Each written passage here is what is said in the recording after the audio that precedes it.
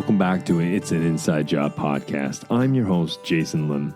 Now, this podcast is dedicated to helping you to help yourself and others to become more mentally and emotionally resilient so you can be better at bouncing back from life's inevitable setbacks.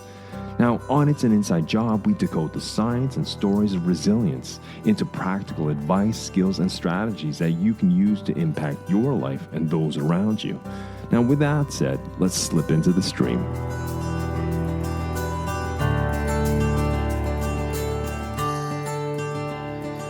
Hey folks, welcome back to It's an Inside Job. I'm your host, Jason Lim. Well, in today's episode, we are going to dive into the fascinating world of dreams with our special guest, Karen Van Kampen. Now, Karen is currently writing an insightful book on the science of dreaming, set to be published by Simon & Schuster in Canada. Her work explores the connection between our dreams and well-being and how we can harness the power of our dreams to enhance our waking lives. So in this episode, we're going to explore the intricate connection between our waking and dreaming lives. Now, in our conversation, Karen's going to take us through the possible functions of dreaming, such as emotional processing, memory consolidation, learning, threat simulation, and problem solving. We're also going to discuss the many uses of dreams and how they differ from their functions. Now, as you'll learn from our conversation, our dreams are windows into our state of mind, our sense of well-being. Karen's going to uncover for us what our dreams reveal about us and delve into the curious phenomenon of lucid dreaming. That is, understanding how this phenomenon can be a tool for our self-discovery and how we can flourish. Moreover, we're going to touch on dream engineering, exploring how we can control and actually shape our dreams. And so in today's episode, Karen's going to share with us tools and techniques to use dreams to improve our waking lives. So without further ado, let's slip into the stream and meet Karen Van Kampen.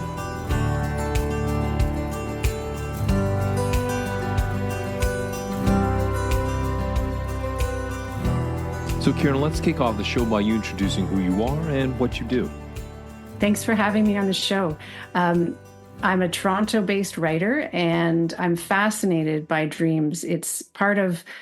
I'm really interested in looking at the science of trying to understand why we do and think and feel the things that we feel. And dreaming is a big part of that. When I was about 8 or 9 years old, my dad started the first independent sleep lab in Canada. And many, many days I spent in his lab, and he would hook me up and test out the electrodes to make sure that everything was working. And I got pretty good at sleeping on command. It was pretty fun. And that started my interest in sleeping and dreaming. He never studied dreams. That interest is mine. And I wrote a book called The Golden Cell, and it was all about regenerative medicine. And I really looked into all the breakthroughs and innovations in stem cells and gene therapy. And now I'm really interested in doing a book. I'm writing a book on the science of dreaming and looking at the connection between our waking and dreaming worlds and how we can use our dreams to better our waking lives. Sleeping dreams, we all do it. Hopefully we get enough sleep and we have pretty decent dreams. But it is a fascinating area. Since the birth of psychology, I think people have been trying to understand the science and the philosophy, I guess, to some extent, behind dreams. I was wondering, could you speak a little about what brought you into that area? Obviously, it was your dad's lab. You were a guinea pig in that lab. But what, as we know, you are in the midst of writing a book right now, assembling through interviews and the science and such. What is the reason you've gone into dreams? What really sort of lit your fire as a professional to kind of dive and spend a lot of time doing the research and in the midst of writing a book? I'm fascinated by dreams for many reasons, I'm sure, as everyone is. And I'm fascinated about the fact that it's this common experience that we all have, yet it's so personal. So there's so many mysteries, there's some certainties, but there's so many mysteries that still exist. And I love just delving into a topic and really investigating and trying to understand, why things work the way that they do. And so I love looking at dreaming in terms of a physiological phenomenon, but as well as a very personal experience. And so for me, I'm fascinated by what are the possible functions of dreams? Why is it that we dream, is on the one hand, and also how can we use our dreams? So I'm really interested in looking at differentiating between the possible functions, but also the uses. And we can all choose how we use our dreams and how we view our dreams. And, some people may choose not to look at them at all, and some people may choose to reflect on them. So I'm just really interested in that personal aspect as well as the common experience that we all share. Well, perhaps we can start the conversation sort of general, and then we can get more specific in how it influences, our mental, emotional, and physical resilience and well-being and such. But you are the most you are the most well-educated person I know in this area of dreams, and so I'd just like to maybe kick off the conversation by understanding, what is the recent science about why we dream? I mean, obviously there may be two or three, maybe multiple aspects, but what perhaps you could just clarify for our listeners and myself right now. Sure. There's possible ideas of functions of dreaming. So I think, and we can get back to this maybe later, but it's really interesting to look at what is a dream. And that I'm still really trying to delve into. And you'd think, there's still so much debate over even what a dream is. So we could maybe talk about that too, if you'd like to, Yes. because that fascinates me so much, how people look at dreams and view dreams differently. So possible functions of dreams, it could be for memory consolidation, memory processing, learning. Those are two very big things. And this is across the the sleep cycle. So this is different things are happening at different times during sleep and during dream sleep. So there's memory consolidation and memory processing, and learning. There is a thought that it helps us process emotions. So coming to terms with our emotions, maybe processing them in a different way than we do in our waking lives. And another potential function is that it prepares us for life's problems, life's dangers. It's looked at as a threat simulation. So we can simulate different scenarios to prepare ourselves better in waking life. So those are some of the few things. And then we could also look at, say, the uses, or it could be functions potentially. It depends on, it's different perspectives. Uses could be for healing, or there's long-standing traditions of how they can be used in therapy, or creative uses. So that's kind of getting into the use area versus the function, which is really fascinating for me. I want to dive into each of these. I think they're fascinating. But just to add my 2 cents to that, David Eagleman's one of the neuroscientists I like to follow, because he's able to take complex things like a science journalist and, describe the functions of the brain in a very layman's perspective. And one of the things I pulled from one of his books, I can't remember which one exactly, it may be his latest. He talked about dreaming because the visual cortex, the brain, you probably know this quite well, Karen. The brain is made up of different networks, and these networks don't just form one organ. They're constant competition for each other. It's almost like the wilds of the safari, in a sense. And one of the things he said is that the reason we dream, or one of many functions that we dream, is that because other parts of the brain might encroach on it, it fires off, by dreaming, it fires off the visual neurons in that visual cortex, and that staves off the gobbling up of other parts of the brain trying to take up the visual cortex. Because he said, if we didn't dream in this particular very sort of nuts and bolts kind of way, then more than likely over time, the other cortex or other parts of the brain would, eat up and take over those visual processing, because it goes dormant for whatever, 7 to 8 hours. I was wondering, have you heard anything about that? I'm really interested in the whole idea that the prefrontal areas of the brain they quiet down at certain times when we're dreaming. So you have that the limbic system, and that emotional system is active and it's aroused, but then you have the quieting down of that area of your brain that deals with rational judgment, decision making, those kind of things. And it's interesting to think of it in terms of, say, for example, REM dreams. Those are the dreams.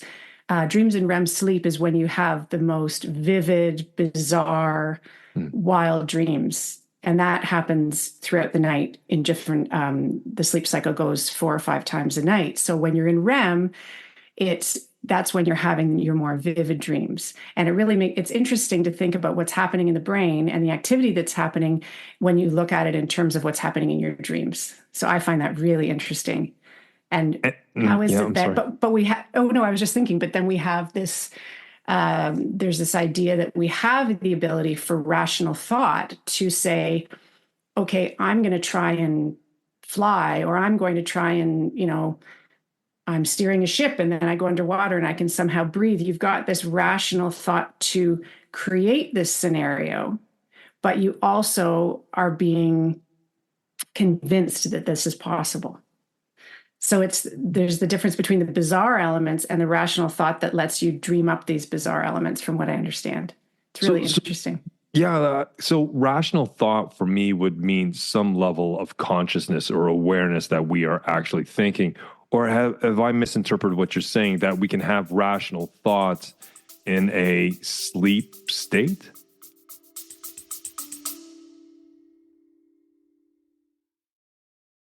Hey, B2B leaders, feeling stuck in your growth journey as you've exhausted all your plays? Tired of doing things the same way and not seeing results? I'm Stacey Sussman, your host, and this is C-Suite Strategies, your podcast for the explosive business growth you've been chasing.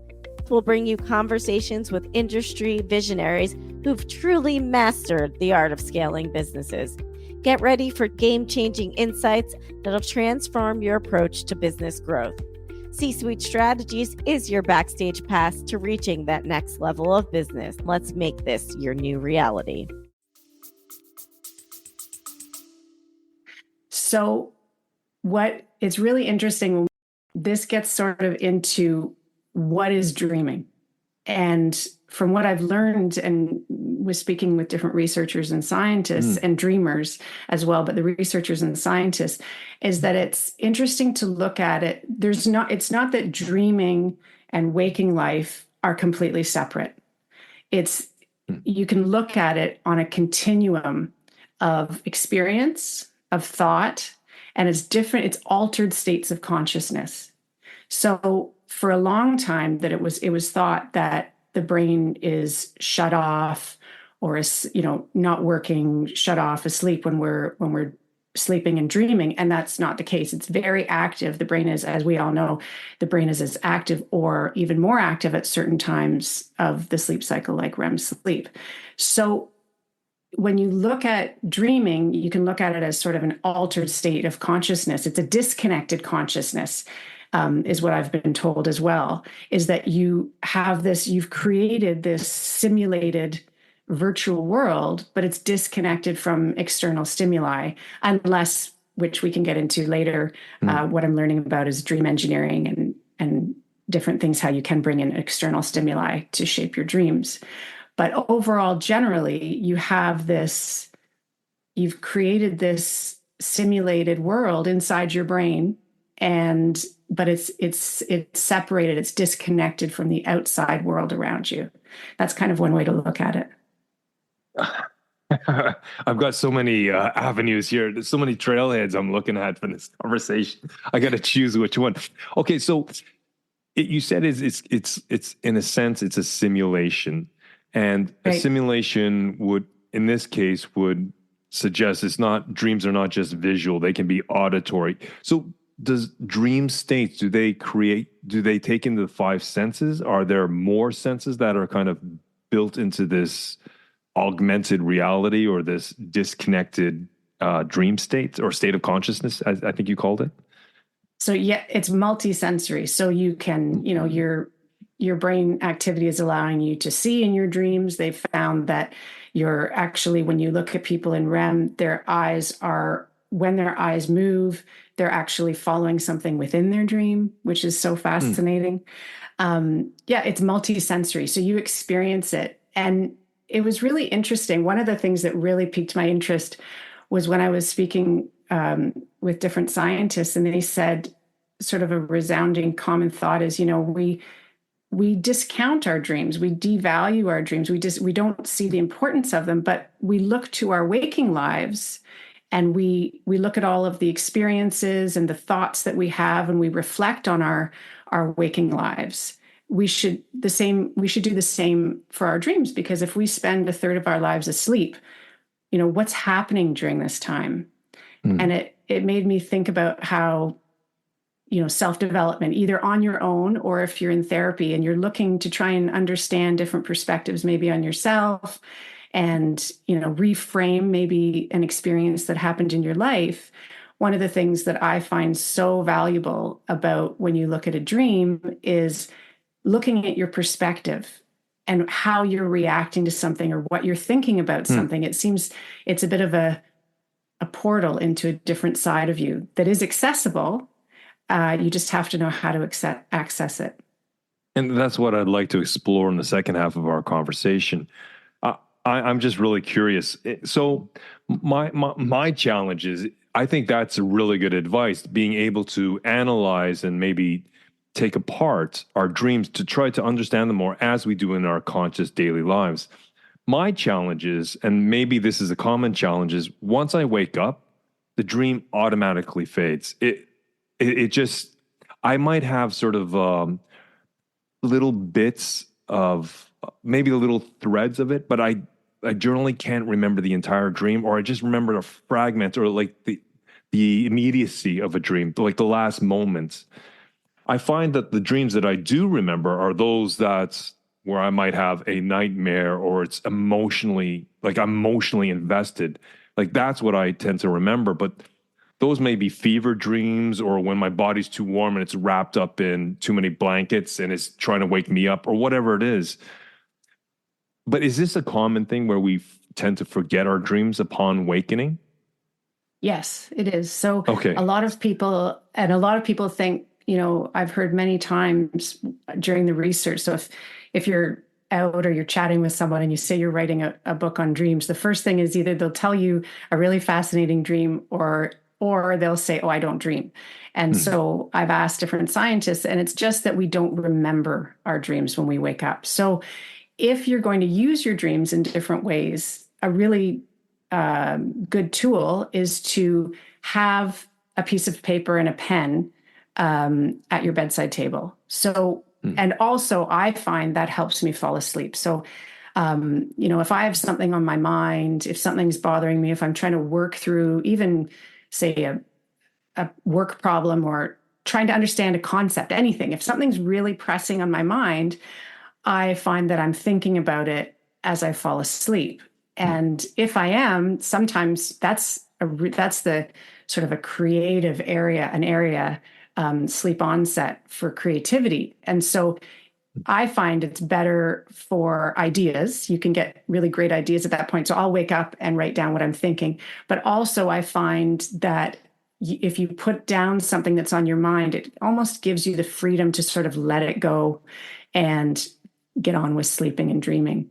So yes, it's very common to not remember your dreams. And a way to remember them is to report them, journal them. So you take, and then the intentionality, the act of saying, okay, I'm going to use my dreams, or I'm interested in looking at my dreams. It's been shown that actually helps you remember them.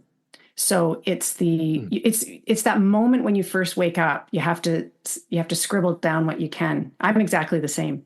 So if I'm thinking about something, then if I wake up and think about it, sometimes I'll tell myself, oh, I'm going to remember this later. It's okay. I don't have to write it down. But it doesn't happen that way. Unless, as you just said, right, unless it's emotionally charged. Then if it's got this emotional salience to it, then I might remember. Or as you said, a nightmare. So nightmares oftentimes are, as we know, frightening dreams. And you usually wake yourself up oftentimes before there's a resolution, before you have that ending, right? So that's very common. Like a cliffhanger. to be continued. Yes. Yes. Hopefully not. And then But yeah. right. But then the problem is it is a cliffhanger, but then you have a recurring dream and it can be very, very upsetting, right? So you can have a recurring upsetting dream, and nightmares, they can be debilitating. So there's one of the therapeutic tools is it's called image rehearsal therapy. And so during the day, what you do is you rehearse a different way of looking at that dream. And I found it fascinating. I was speaking with Antonio Zadra, and I didn't realize, I thought that it would be, you would want to change the ending. I always think of, like, if I have a nightmare, it would be the ending that would be upsetting, but it's dependent on the dreamer. So it could be the beginning. It could be a detail in the dream.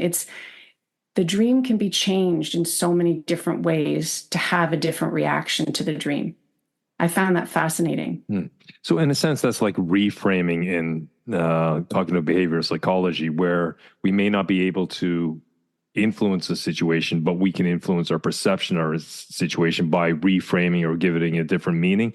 But this is in case for the dreamscape or the dreams during the day, we can actually remember our nightmare to the degree we can and try to find another perspective.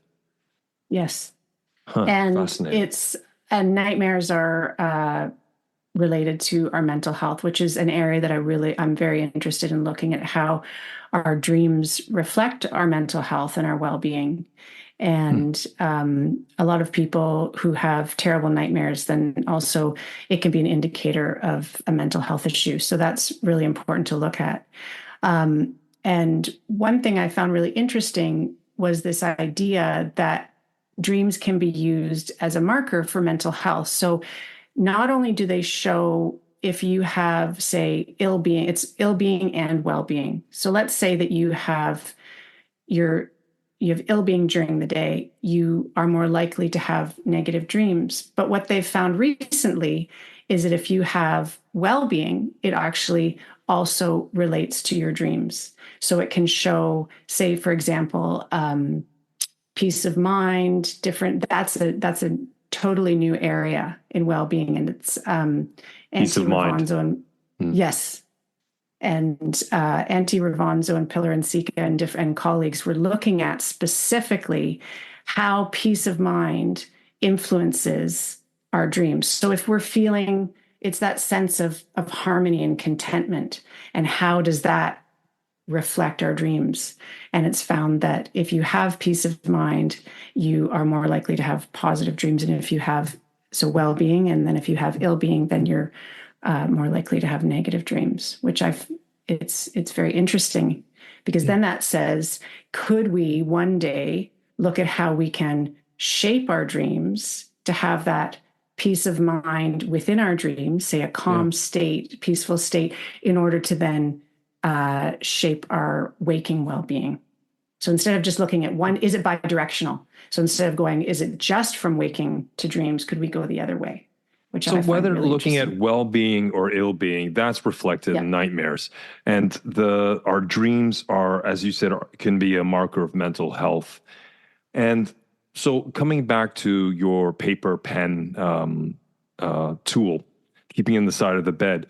So if I wanted, let's say I'm having a lot of great dreams, or I'm having a lot of terrible dreams, by doing the paper pen at the side of my bed and on the waking of consciousness, I immediately do it. So the more that I practice this tool that you've recommended, does it become easier to capture my dreams? It does. So it's almost a habitual pattern that I create within my brain.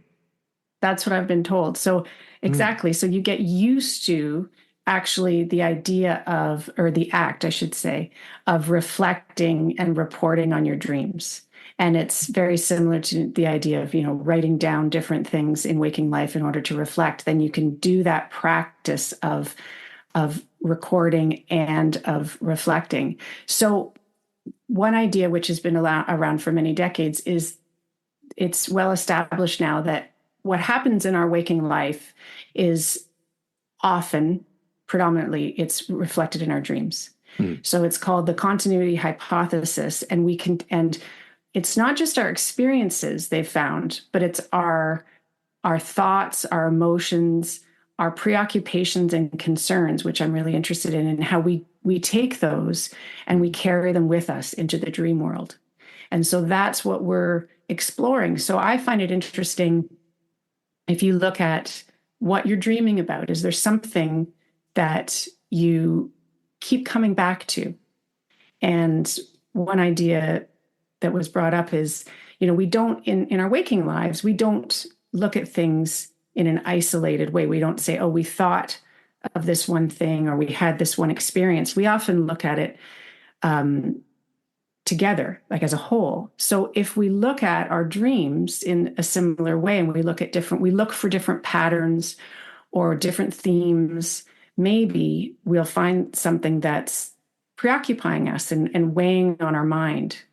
And I find it interesting what is on our mind? What are we dreaming about? And also, how are we exploring that? Because it's not usually the same way. We, as an example, a very common dream, common stress dream I found are exam dreams. So many people dream of exams, even years after being in school. So you'll dream about the whole idea, the exam stress. But what's really unique and personal, and this kind of gets into the whole idea that it's this common experience, but it's also a very personal experience, is that it's the details. So I might forget where the room is that I'm supposed to be writing the exam. Whereas if you dreamt it, maybe you get there and the exam pages are blank. So it's all about how we dream. It is very personal. And I find it really interesting how you can explore one concept, one concern, one preoccupation in so many different ways. And then you just bring it, and then you can think about it in your daily life and incorporate it for self-development or even just reflection, creativity. There's so many ways you can use it. In the audio version of this podcast, people can't see me smiling because when you said the exam dreams, even now, it's not so often. But when I was doing my clinical psychology degree, my graduate degree, part of it was a statistical course. And I was never a big fan of stats, but it was something I had to learn when I was writing my thesis and such. And there was these exams that we had to take, and stats wasn't one I really scored high on. And I still, to this day, have a stress that I haven't studied enough or I've been skipping classes. I never skip classes, but I have this dream. And it's like, I get up in the morning, and those are one of the things that I remember, one of those dreams. I know it's not a sexy dream, a statistical exam in university. But it just gets you. And it just stays with you. And you keep thinking, I had to live through this once. Why am I doing this again? That's what I always think. And I'm always down long corridors, and I keep forgetting where I'm going. And then I think, but then I say to myself, my dream self, but I know where I'm going because this is the same classroom that I always went to, but it never seems to get me there. Okay, that's fascinating this is a comment I never knew. I never really shared it. It's not that exciting, right? And I usually forget about it until I have the dream. But I didn't, I find, at least I find that fascinating when you talk about, common is exam dreams. What, really? Yeah, so that's really cool. And what is also really interesting, if anyone's interested in doing an analysis of their dreams and to compare how common, emotions are versus other people's dreams. I found there's this really fascinating website, dreamresearch.net, and it's basic by William Domhoff, and it's an invaluable resource. It's amazing. And so it goes through, it's called the Hall Vandecastle Dream Content Analysis and Coding System. And it's really interesting because there's these norms that you can compare your own dreams to.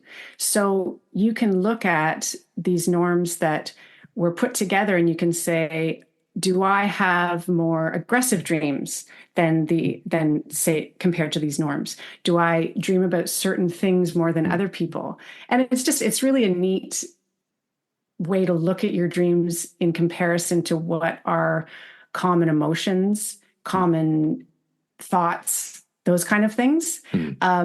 Because also they've found that it's quite remarkable. Approximately 80% of our dreams, or a majority, if you'd like to say, of our dreams are negative. So that's 80%, you said?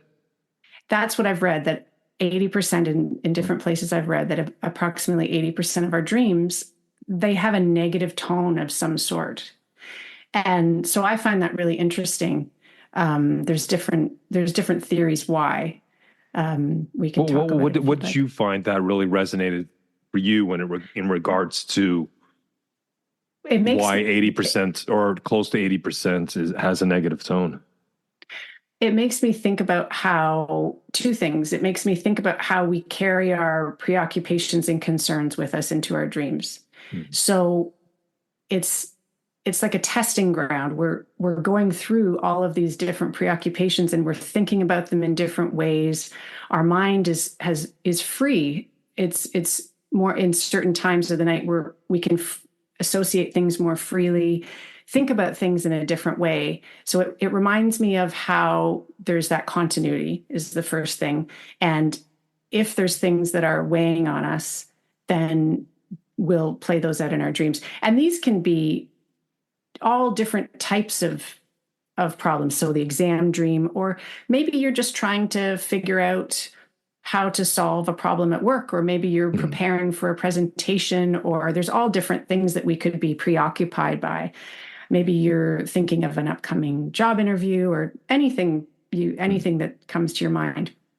And then the other thing is, one of the possible functions of dreams, and it was several years ago now, was by Antti Ravanzo, and it's called the threat simulation theory. And so he came up with this idea that we try out all these different threats in our dreams. It prepares us. So trying out all these scenarios in our dreams prepares us for whatever dangers we may encounter in our waking life.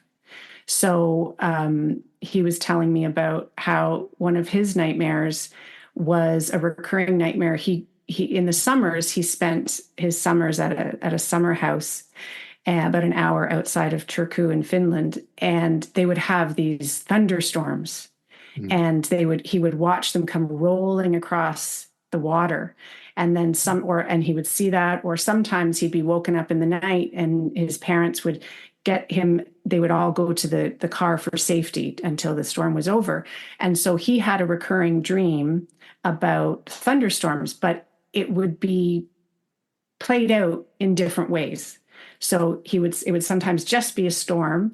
Other times, he said he paired it with actually a dream that was in Terminator 2 about a nuclear explosion. So then sometimes the thunderstorm would morph into this nuclear explosion, and he didn't know what he was running from. So that's one idea, is that we're using our dreams to simulate in this simulated virtual world. And he talks a lot about that. We're using it to simulate different potential dangers and it's a good thing. It's helping us prepare. So it's not that it's always a bad thing. It's that we have to try and prepare. I almost wondered if it's connected to this negativity bias that all of our brains have. And just to inform any listeners who don't know it, I know you understand what it is, Karen, but it's the idea that our brains tend to constantly search the environment for potential threats or dangers to life and limb. And so that's why we tend to look for problems. That's why we tend to see the negative side of things. And that's obviously the negativity bias. Do you think that that's a little bit of a logical connection between this threat simulation theory? So and he looks back to, the hunter-gatherer times when it was that fight or flight response, and you're preparing yourself. You have to run, you have to hide. Do you run? Do you run? Do you hide? What do you do? Let's try out all these different things to increase our chances of survival. And while, the threats today are obviously much different, one thing that I found so interesting, I was talking to him and I was asking about COVID, And it was so remarkable how we had how overnight this new threat they found became incorporated into our dreams. And so suddenly, most of us pre-COVID-19 pandemic, most of us were probably not dreaming about masks and the danger of, say, you hear someone coughing in a crowded space and you don't have a mask, the danger of potentially contracting the virus. And then suddenly, it was almost overnight, we carried this new threat into our dreams, and it was reflected in our dreams so quickly. And it really showed how our stress, our daytime stress, is reflected in our dreams. And I found that so interesting. I don't know about you. No, I find that fascinating because one of the things right after COVID, right? I talk a lot about the brain and leadership and, relationships and such and communication. And one of the things that corporations kept approaching me, even a magazine asked me to write something on something called proximity bias. And proximity, for those who use English as a second language, is distance. And because of a lot of people, not everyone, but a majority of people had a social anxiety being around crowds, even after COVID had pretty much passed as the dangerous COVID. Today we have COVID, it's just like the flu kind of thing. But people had social anxiety. People had proximity bias, right? How close do I get to someone, right? Or when it came to meetings or Teams or on Zoom. So I can see that I, myself, someone who works with this every day, I was susceptible to this too. What you speak of really resonates with me because I remember back to those dreams and back to the Finnish researcher you were talking about, where he was dreaming of nuclear bombs or the mushroom cloud. I haven't thought about it in years until you kind of triggered my thinking. I remember I used to love this band called Alphaville, the German band, and they had a song called Forever Young, right? Yeah. And I remember in the 80s, you used to see Gorbachev and Reagan. They were talking about nuclear war and disarmament in that song.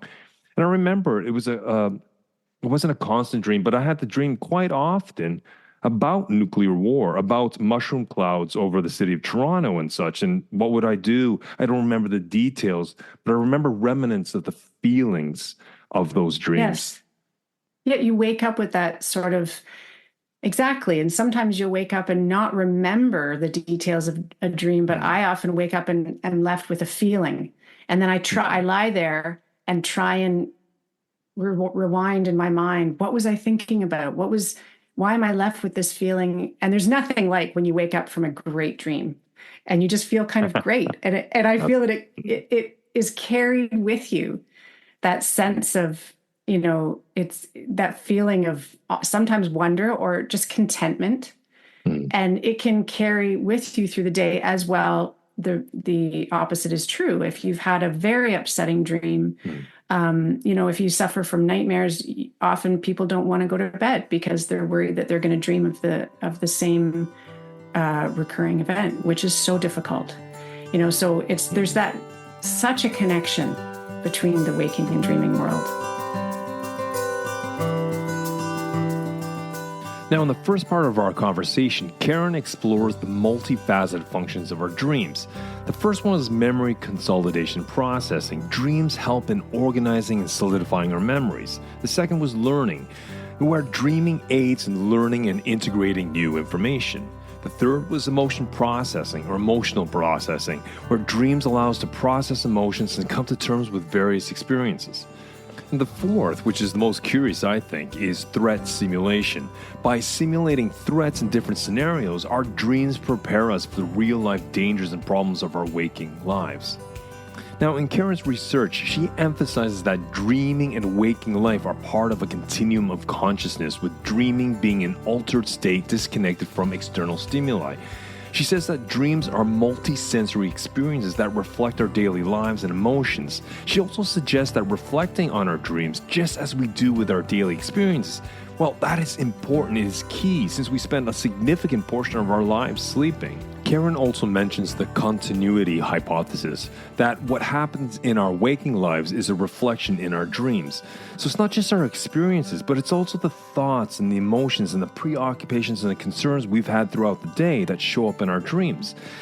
And our ill-being or sense of well-being, well, that's reflected in our dreams. And if we're constantly having nightmares, this could be a reflection of our mental health.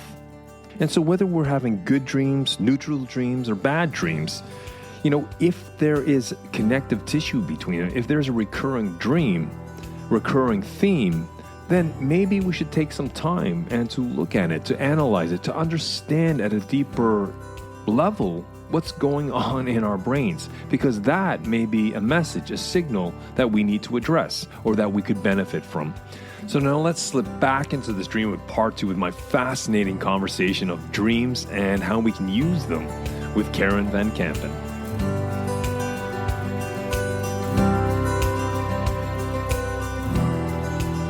People sometimes say to me, Jason, I get up at 3, 4 in the morning. My mind's just racing with all the things that I might forget or I have to do. And one of the techniques I was taught early in the graduate school, both in clinical and corporate, was that, through the day, check in with yourself. What are your concerns? What are the things that you need to remember or need to plan or structure, right? And by doing this through the day, what happens is that our brains are able to settle down because they think that, okay, Jason has written this down, it's calendared in, he's scheduled it, he's talked to the person, he's made a to-do list. And so by the time you come to sleep, most of us, that's when we start thinking about it, or when we're just so exhausted, we sleep, and then all of a sudden our brain wakes us up and think, you're gonna forget this, you're gonna forget this. But I have found time and time again over the years of experience working with different people that if they kind of just catalog and do a little sort of an inventory check once or twice during the day, it doesn't really build up. And over time, I'm not saying this is the light switch, it's more of a dimmer switch. By end of doing this a few times, they find that they're not waking up at 3, 4, 5 in the morning, and can't get back to sleep. And again, for me, I'm really making the connection. Yeah, I'm also making the connection with what you're saying with the pen and paper at your bedside table. Well, and so I was also, it's very interesting. I read something about how you could because rumination really impacts your sleep quality, and potentially the idea is that it also could, whatever you're ruminating over, you could bring it with you into your dreams and you could dream about that. It impacts your sleep quality. It's been found that you'll wake up more if you're concerned or worried. So it really is yet another sign that we really need to address what might be on our mind. And I was reading somewhere, one tip was to, as you said, give yourself a certain time to think about these things, so that, because if you push it away during your waking day, during the waking time, you can always distract yourself with so many things. But then I find that when you lie down at night, then different thoughts will come back. But if we have certain times in the day that maybe we could look at these things, what are we thinking about? What is pressing on our mind? Then maybe we're lighter. Our mind is lighter when we lie down. I find that so interesting. I guess it's almost along the same mechanism as processing emotions. We can push emotions away. They'll go away, but they will come back so much more intensely. But if we process them, then the message is being received from our physiology to our psychology, and they slowly peter out. They quiet down. And so what they found, this was many years ago, on thought suppression, was that if you try and suppress a thought, it will rebound during the day. They also found that it rebounds at night. So if we're trying to, the actual act of suppressing the thought, rather than, this was the thing that I found so fascinating, not exactly, it might not be the emotional attachment to the thought. So it's the act of trying to suppress, not necessarily what the thought is about, that makes it rebound. So it was Daniel Wagner and Megan Kozak-Williams and colleagues. They did this study, this white bear experiment. And so they had people sit, and they had some people think about a white bear, and some people could think about whatever they wanted to think about. And then there were other people who thought about the white bear, and they went, so the people who, there were two groups who thought about a white bear. The people who were told not to think about the white bear later it rebounded. The idea of the white bear rebounded, and it just kept popping into their mind.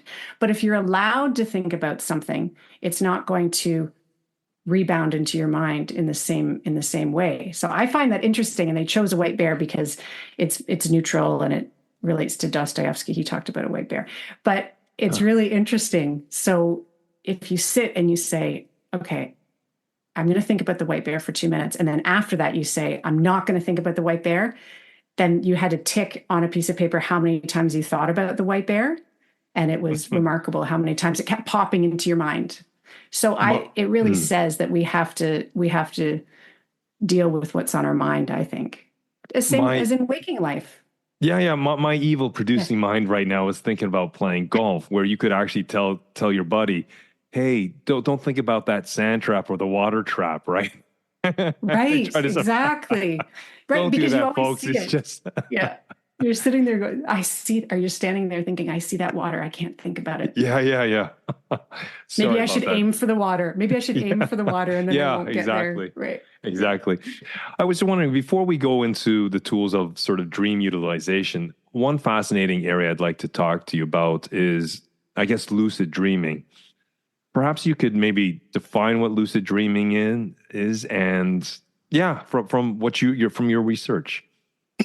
So lucid dreaming is it's the awareness that you're dreaming. So let's say you're pick any dream, you're maybe walking through a forest, and then you look at something and say there's oftentimes something bizarre happens or something that doesn't seem to make sense and it's atypical. And then you say, wait, that shouldn't be happening. And then you are aware, you say to yourself, I'm dreaming. So it's this lucid dreaming is an awareness that you're dreaming while you're in the dream state. So it's really fascinating because once you have awareness, there's all different ranges of lucidity. So you can have that pure awareness of being in the dream state. But often for me, I will say to myself, oh, I think this is a dream. But then I tell myself, but I'm really interested in what's going on right now. So I'm just going to let myself be carried away with the dream. So it's a state that comes and goes. Just because you get lucidity it's very difficult to maintain. But if you are able to maintain this awareness, this consciousness during the dream state, then you're able to work on controlling your dream. So you could change your dreamscape, the dream world, how it looks. You could change what you're doing, who's in your dream. And then, of course, this could be for fun. It could be for entertainment. You could try and fly. I've talked to different people, and a lot of people say when they first realized that they were dreaming, they decided to go outside and fly because it's so exciting, that feeling that you'd be able to fly. But there's many uses. You could use it for creativity. You could use it to solve a problem. There could be therapeutic uses. The thing that I'm really interested in is how this could potentially be used to, let's say, cultivate a calm dream state. Say you can do certain things if you practice during the day, how you cultivate a calm mind. Maybe if you are able to control and manipulate, shape your dreams from within your dreams, you're able to create this calm state. And then, or different therapeutic uses, you could use it to, say, control a recurring nightmare or even just a bad dream. There's so many ways that you could use it. A recent study, this was so fascinating, and it just catapults the dream research, and specifically lucid dream research, is Ken Paller at Northwestern University and Karen Conkley, who was the lead author on this study.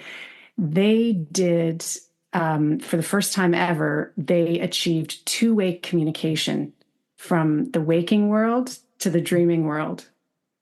So there was a subject, Christopher Mazurek, was in the lab, and they practiced during the day cues to know that he was lucid. So You would use cues to know, like, let's say you heard a sounds external stimuli. So if you hear it in your dream, you know that you are dreaming. You could use sound. You could use, some people use smell, light, touch, different external stimuli. So when he was in his dream, they made this eye signal to indicate that he was lucid. So he became, when he first joined this lab, he had not had a lucid dream. So then he got very good at it. And he was one of the people who I chatted with. And he said it's the intentionality. And he started a dream journal and writing about his dreams and really reflecting on them. Then he started to lucid dream. And Karen was waiting for the eye signals to signal that he was lucid in his dream, because this happens when you're in REM. And so your body is paralyzed, but your eyes go back and forth in REM, the rapid eye movement of REM. So he did the predetermined practiced eye movements to indicate. And then the fascinating thing was that she, it was a recorded voice, it was her voice, and it was a calm recording of her voice. She asked him math problems. So there's only one right answer with a math problem. He had practiced doing this. So he knew that this would happen, but he didn't know what math problems he would get. So he answered correctly. He answered it correctly twice. So then it showed that not only can many, many years ago, the groundbreaking experiments with Stephen LaBerge and Keith Hearn, they showed that you can signal that you are lucid from a dream. So that has been known for a very long time. But the fascinating part, and what's new now, is that you can communicate back and forth. And so if you look at all the potential uses for this, even just in terms of dream research, you can study dreams from within. You can see how does time work in dreams? How long does a scenario play out versus real time? There's so many different aspects that you can study. And in terms of psychology, all the different questions that we could ask in our waking life, maybe there's questions that we can ask in our dreaming life. And so there were several different groups at the same time. So it was American researchers, a group in the States, a group in France, in Germany, and in the Netherlands. So they were all separately working on these two-way communication lucid dreaming studies. And then they all came together when they found out that they were working at the same time. Then they came together and published together. So it really shows that this was across different populations using different stimuli and achieving this two-way communication. So this conduit that they've between the waking and non-waking state, as you said, you can manipulate time, you can manipulate what have you to ask certain questions. And I think you were also sort of referring to it to some extent to that this could actually be a technique, sort of a therapy technique to help people deal with ill-being or well-being, in the sense that if you are feeling well-being, how can you continue it? Or if you're having these nightmares, which could be an indicator of mental health or our preoccupations, our worries or concerns, or our phobias even, that this conduit that they've discovered could be a new type of therapy technique, or has it already launched into some early steps into? I think that this is where they're looking potentially. How could this potentially be used as a therapeutic tool? From my knowledge, it's not being used, right? This is all new, the two-way communication. Okay. So the possibilities now, they're looking into well-being is an area I'm really interested in. And I found out that this is an area that there's a lot of research going on now in how dreams can be used to impact our well-being and better our waking lives. So there's so many different possibilities with this. It's fascinating. And there's another area. It's just so fascinating. So this gets into the idea of dream engineering. So it sounds to me that this is, the next frontier in dream research. It's how we can shape, guide, control our dreams for different purposes. So there was, as an example, I spoke with Adam Horowitz, and he, along with his colleagues at MIT and Harvard, he developed this device. It's called Dormio, and basically it's using technology to help you dream about a particular thing. So do you want me to tell you how it works? Yeah, I'm fascinated. It's so interesting. The mic is all yours. Okay, so basically the way it works is he used an example of a tree, but you can decide whatever you want to think about. And this is looking at the area of the time of sleep. It's sleep onset. So it's that beginning of the sleep cycle and this has been found to be a time of potentially of great creativity. So you can take the idea of a tree, and as you're falling asleep, you're trying to think about a tree, you're falling asleep. And then when you reach sleep onset, when this device, it's a glove, but you can also do this. Anyone can do this at home without the device. About around 10 to 15 minutes after you get into bed, you usually start falling asleep. Mm-hmm. And then you're woken up with, say, either a sound, if you're not using this device, or it could be touch. So it could be, you could feel something on your hand. And then what they found is that when you're thinking about a tree, you're thinking about it in all different creative ways. It's not that you're just thinking about it in this one concrete way. So you have this time in which it's this creative free association time in your mind where you can explore and delve into things in a totally unique way. And it reminds me of how it's related to, say, you're brainstorming in a different way, but you're going into the sleep process, into the sleep cycle. So it's like when you're brainstorming or mind wandering during the day, and you let your mind wander, you start thinking about things in different ways. But this is a different type of brainstorming, and I find that so interesting. So let me just make sure I rewind and understand here. So if I wanted to be creative about a tree, so just before as I go to sleep, I'm thinking about the tree, and I try to keep my mind on the tree. And before I do that, maybe I set my smartphone to go off in 20 minutes or something. Just 15, about 10 or 15. Let's say 15. 10 or 15 minutes. Yeah. And so as I move from that consciousness, slide through that spectrum into unconsciousness or the dream states, this is the most creative point. And at that 10 or 15 minute point, I get up, use your other first tool that you said, paper and pen at my side, and just start writing. Just write anything, as silly or as profound as that thought or pictures come. Get them down, emotions, thoughts, metaphors, pictures, whatever. Is that what I understand? Exactly. So I'm going to try and do this. I haven't done it yet, but I'm going to do it. Okay. So it's going to be great. So I want to do it on what is a dream. So I want to just keep the word, instead of tree, I want to have the word dream in my mind. And obviously it's on my mind quite a bit right now, but so I'm thinking about it all the time.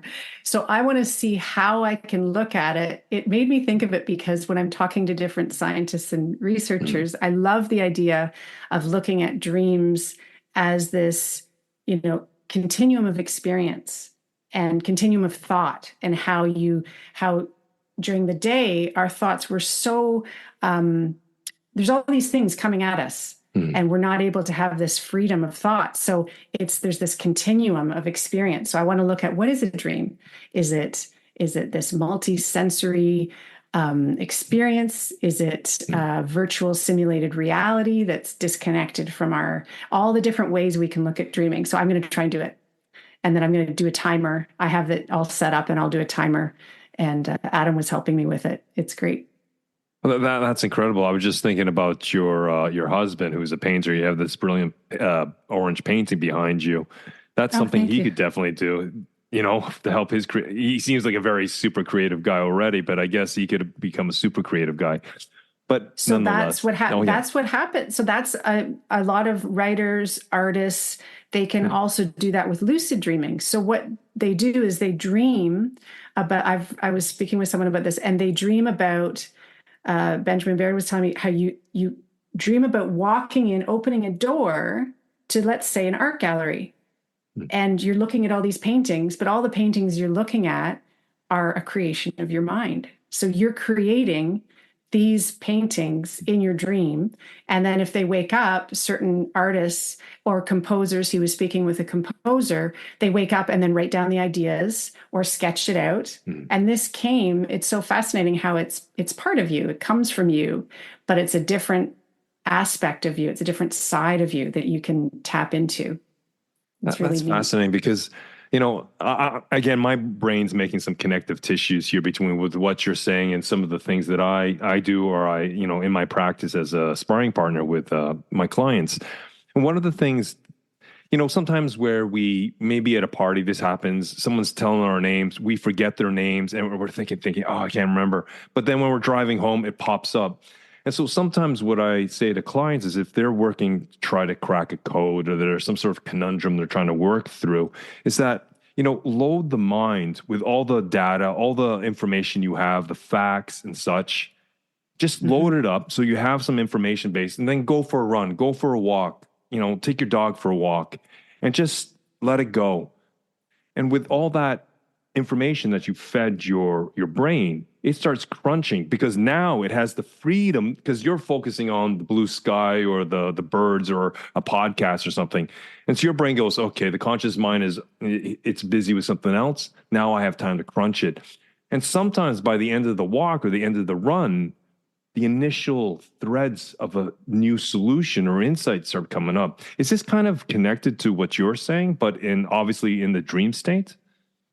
I'm nodding because that's what I do too. So if I'm having something that I can't figure out, or I'm trying to figure out a way, the other day I was trying to figure out a way to describe this one type of dream research, and I thought, okay, I've got to get out. So usually I run, but I was up north and I went for a kayak, and while I'm part of my mind is focusing on paddling and thinking about the trees around me and the water, there's this part of my mind that then starts thinking about what's on my mind. And I love that. That's what I do too. It reminds me, it's wonderful. It reminds me of, so there's, in terms of functions, we talked a little bit about how dreaming sleep across the sleep cycle can impact memory as well as learning. And it reminds me of two things. The first one, well, actually, I'll talk to, so basically, Robert Stickgold and Antonia Zadra have this theory, and it's called Next Up. And I find it so interesting how during REM sleep, we make these weak associations. So it's a different way of learning. So instead of going through one task and trying to master a task in a certain way, we might be associating a memory with all of these different things in our semantic memory. So I was speaking with Antonio Zadra, and he said it's like opening up these drawers in our autobiographical memory and trying to figure out where things fit together. And it makes me think about how you can take something that happened and then you might pair it with something that happened so long ago in your childhood. And I find it so interesting how we make these associations, and your mind is so creative. It's free to make these creative associations. It's really interesting that way. I'd like just to rewind back to a conversation about lucid dreaming. We talked about how it can be advantageous and, you know, some of the research, fascinating research. My question is, how does someone get into the practice of lucid dreaming? Like, how do you start it? How can you be conscious? I think you've talked about a few things, but I just like to kind of open that up a little, maybe, because I think that's also talking about sort of the tools for dream utilization, I think. Yes. So, and there's different practices. There's different tools that you can use. And I'm going to go into it as well. And in my book, I'm going to have a toolkit at the back to try and give tips that I've learned from different researchers and scientists. And it goes very far back, and Stephen LeBerge wrote a lot about it. There's different practices that you can do to help the potential of lucid dreaming. So reality checks. So they're not sure why this happens, but oftentimes in dreams, you don't have the right number of fingers.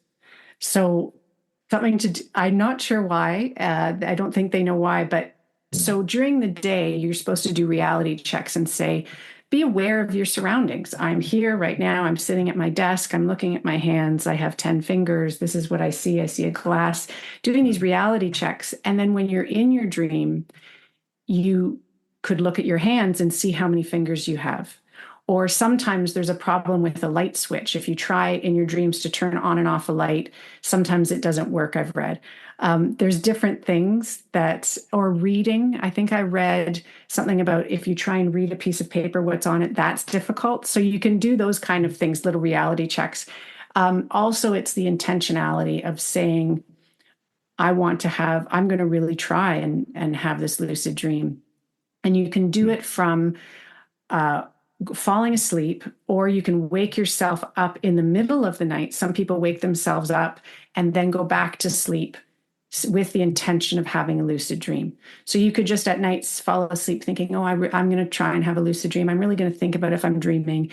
And then, or you could set an alarm, wake yourself up and say, okay, now I'm going to try and fall back asleep with the intention. It's that intentionality again. Yes. And also, when I spoke with different people, it's the regular act of writing down your dreams and recording your dreams and thinking about your dreams and the reflecting on your waking world and your dream world. So what am I looking at? This is all, it's a simulated reality going through my brain right now. What do I see? How is it similar when I'm in my dream world? And then trying to tell yourself when you are lucid to be aware. I always just get too excited and then either I wake up or I let myself just be carried on by my dream. I got to work on that. Yeah, no, okay, so it's intentionality. I guess also with the tree example, when it came to creativity, it may be just that, the intention of dreaming about how to see a tree in another creative process, that intentionality, without waking yourself up at 10 or 15 minutes, but it could be a way into that lucid dreaming aspect. And that gets into, with the tree example that we talked about, that type of dream engineering, that gets into the idea of dream incubation. So you incubate on a problem or something that you want to think about, and then you can take that and really explore it, whether it be a tree or what is a dream or anything, and just really explore that. It's really interesting. And so I guess, I'm sorry. No. Oh, no, I was also thinking about, back to what you're saying, how dreams, or at least recurring dreams or recurring themes of dreams, whether they be good dreams or bad dreams, depending on how we define it, that could be an indicator of mental health or some mental challenge, such as rumination, if it's more negative thinking that we're thinking about and how it comes up. So would you say some of these lucid dreamings, these techniques you talked about, reality checks, intentionality, and incubating, are ways of us trying to deal with these dreams, to try to understand the elements, the DNA, to try to help ourselves move from ill-being to well-being? I look at it, I'm really interested in how we can use our dreams to better our waking lives however we want to. So exactly, to better our well-being, we could use lucid dreaming, we could use dream incubation, we could use dream analysis. You could use the different tools to see what patterns are happening in your dreams, and then it's up to us to choose if that has meaning or not. So what meaning do we take from it? Maybe there isn't any. Maybe we feel that there isn't, or maybe we feel that there is. And definitely, I find that it's ways that we can use our dreams to better our waking lives. And that's what really fascinates me about dreams, how it's this, we spend a third of our lives sleeping and a great portion of that dreaming, and how we can really learn a lot about ourselves and try and solve problems and come up with creative solutions and all these different things that we try to do during the day. We can also look at doing it at night when we're sleeping and so dreaming. recurring dreams, if it's the same sort of similar, maybe not identical course, but similar dreams around the same theme, it may not be something negative, but is it a way sometimes the unconscious mind is trying to communicate to the conscious mind to recall something? Because a lot of the times, as you say, it's a very strange territory ecosystem we're working, because it merges and it morphs. But I sometimes wonder if person's having a recurring dream, let's say it's nothing super negative or super good, but it's just a recurring dream. Right. Would that indicate there may be something that the deeper mind state is trying to connect or to communicate to the conscious mind? It makes me think personally, why do I keep dreaming about something? What could be the reason why? And so I would be looking, if that happens to me, I'm looking for common themes. Like, it might not be the same dream, but maybe there's something that I'm trying to explore, work out, go through, and it could be positive or negative. Why do I keep coming back to this one thing? What is this indicating? And I think it goes back to, it's our choice how we use our dreams, because a lot of people just don't pay attention to sleep or to dreams. And there's a lot of awareness about the importance of sleep. There should be the same awareness for the importance of dream sleep and how important it is for our physical health, our mental health, our well-being, and personal development, and how we can see ourselves differently. That's what I'm so interested in. Another question that just sprang to mind is there a connection between sort of hypnosis, and I'm not talking sort of trick stage hypnosis, I'm talking deep therapy hypnosis, and the dream state? Is this somewhere along this continuum between conscious and unconscious, or between awareness and dream states? So it's another altered state. From what I understand, it's another altered state of consciousness, and how different, even how when we're daydreaming, mind wandering, that's an altered state of consciousness. Okay. And what was really interesting, I'm just writing about this now. There's a group, and they call themselves the Dream Team. They're at Stanford, and it's through Boris Heifetz's lab, and it's Harrison Chow and Pilar and Sika and colleagues, and they're looking at anesthesia-induced dreams. So what they found is that when you come out of anesthesia, and it's a gentle, slow awakening, before it's just under the surface of consciousness, you get into this very peaceful, calm state of mind. And it's during this time that people are having the most, the word that is being used is that, when I speak with different dreamers, is transformational. They're having these transformational dreams.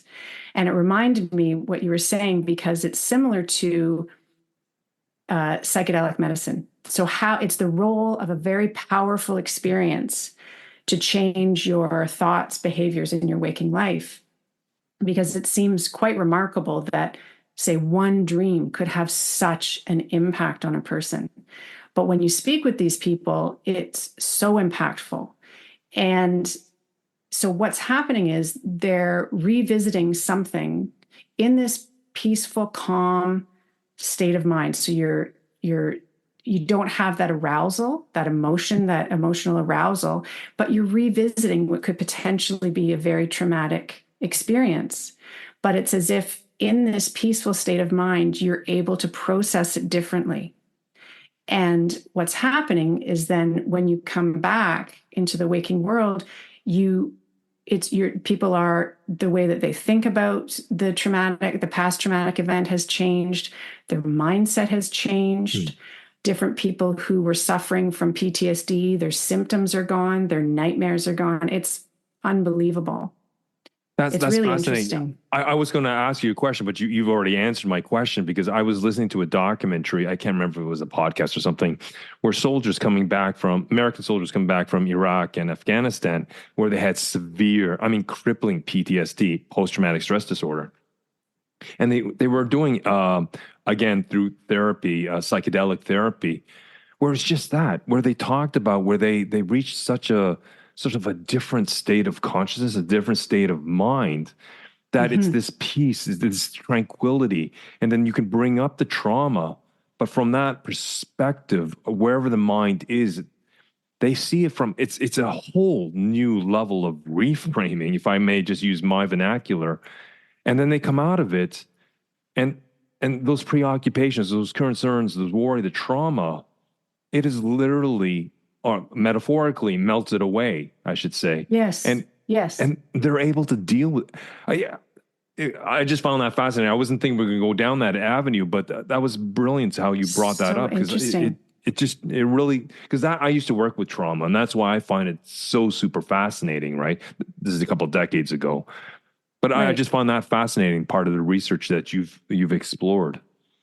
It's so interesting. And so this is very new, and this is happening right now. So what they're now doing is they're looking at it in a non-surgical setting. So they're now looking at it in the lab to see if what's happening, first of all, and to understand it better. We know it, that they know at this point that the dreams are always or almost always positive.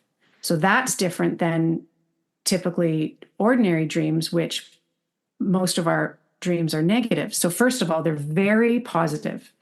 They're so vivid that people call them hyper real. They're more than real.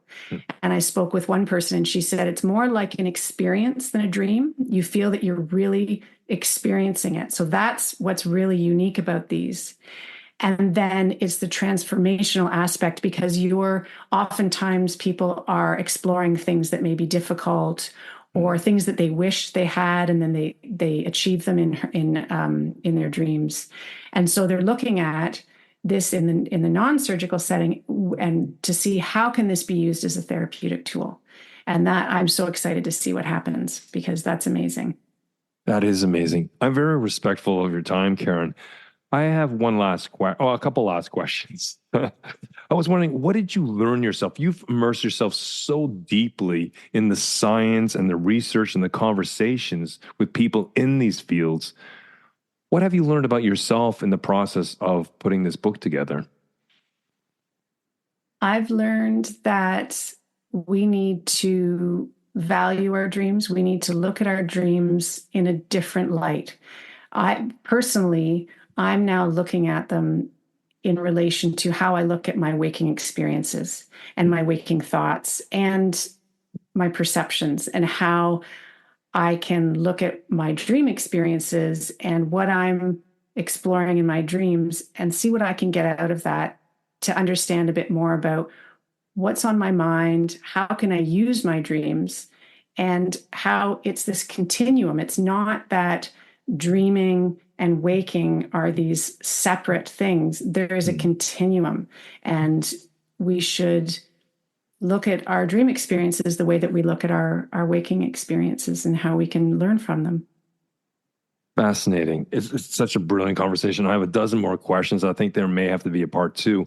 But if people want to follow you, if they wanted to reach out and see what you put out there, how can they follow you, Karen? Or where can they follow you?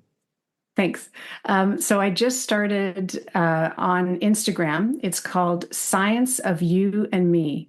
And what I'm doing, the intention is that I'm going to be sharing what I learn along the way. Every time I have one of these interviews and I meet with someone new, I'm just astounded by all the different things that I learn. And so I'm going to be taking different things that I'm learning and insights along the way and sharing them there.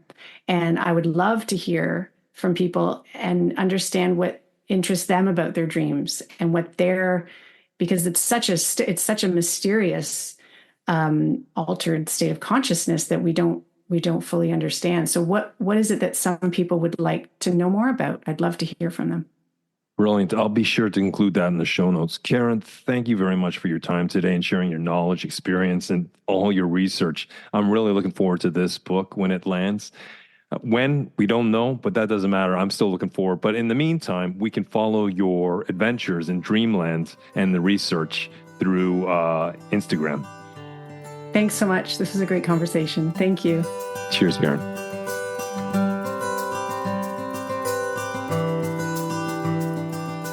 You know, after this conversation with Karen, I will and I am thinking more deeply about what dreams mean to us and to spend some time.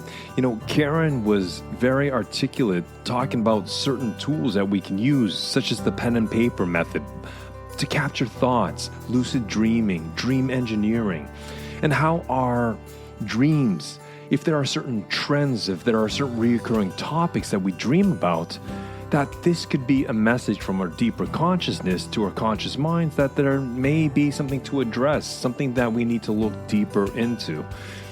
Such as nightmares. If there's a consistent nightmares, well, this is a reflection of our mental health.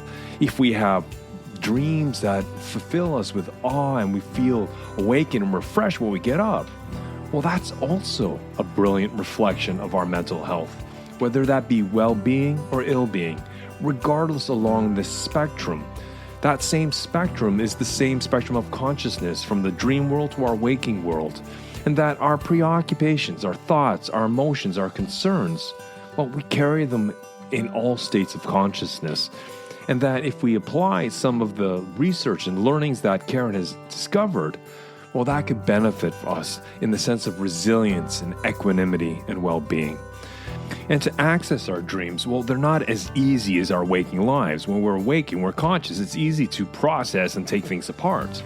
But dreams, it's going to take a little more practice. And throughout the episode, Karen's given us a lot of tips and techniques. And again, it's like anything else. We practice it enough, it becomes habit, it becomes easier. We become more adept at it. So use dreams as a tool to find more resilience, greater optimism, and a stronger sense of well-being. Karen, I just want to send you a big thank you for sharing your research, and I'm really looking forward to this book when it gets launched. But until then, you can follow Karen's research and adventures in Dreamland on Instagram at Science of You and Me. I'll be sure to leave that link in the show notes. Well, folks, thank you for showing up for another week and allowing me to be part of your week. I'm always open to hear your feedback and your comments, so please share them with me because it helps me to create a better show for you all. So until the next time we continue this conversation, keep well, keep strong, and we'll speak soon.